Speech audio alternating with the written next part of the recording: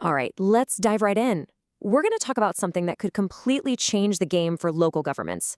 It's about putting some serious policymaking power right into the hands of the people on the ground. So picture this. This is where the rubber meets the road. We're talking about the local government level, municipalities and village councils, which in India I called panchayats. This is where big, abstract policies actually start to affect real people. These are the absolute front lines, but, they're often facing some huge, huge challenges. And that brings us to a really big question. I mean, we see these ambitious plans get rolled out all the time for healthcare, for sanitation, for education. So why do so many of them just kind of fizzle out right before they reach the people they're meant to help? To figure that out, we've got to look a little closer at what's happening on the ground. You could call it the grassroots policy gap. Now, the first thing everyone thinks is, oh, they just don't have enough money. But the analysis here says that's not actually the main issue. The real bottleneck, the thing that's really holding things up, is a lack of what you'd call institutional policy intelligence. So what does that actually mean day to day? Well, it's a whole cascade of problems.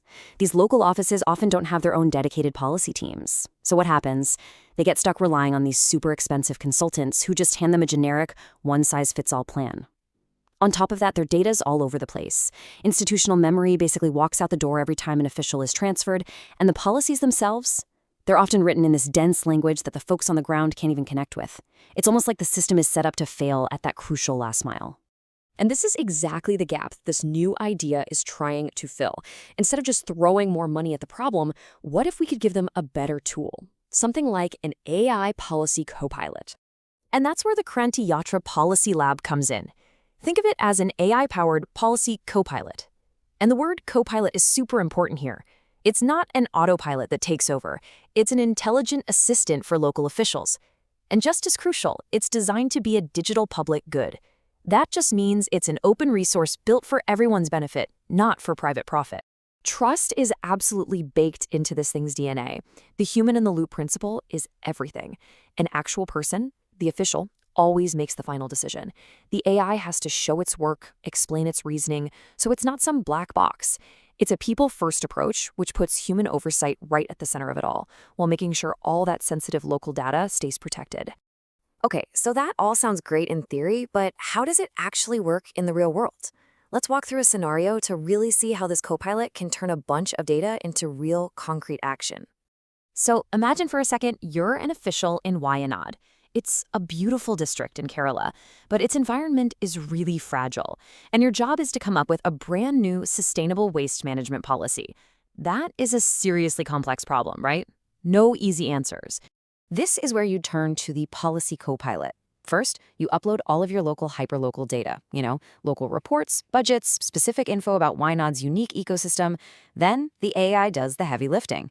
It crunches all that data, cross-references it with state laws, and scans its entire knowledge base for successful models from other places. And finally, it pulls it all together into a clear, customized, and really well-structured policy brief that's ready for you to look at. And we're not talking about just a giant wall of text here. The output is this super actionable 5-point brief. It clearly defines the problem for you. It gives you a diagnosis that's based on your local context. It lays out different policy options with a full risk analysis for each one. It details the financial costs. And it even gives you a step-by-step implementation roadmap with metrics to track your success. Now let's zoom out for a minute, because a tool that helps one district is fantastic, but the vision here is so much bigger. It's really about fundamentally democratizing governance itself. Because that challenge in Wayanad, it's not unique. There are over 250,000 local government bodies all across India, from tiny little villages to big, bustling town councils. This tool is designed from the ground up to be scalable, to empower every single one of them.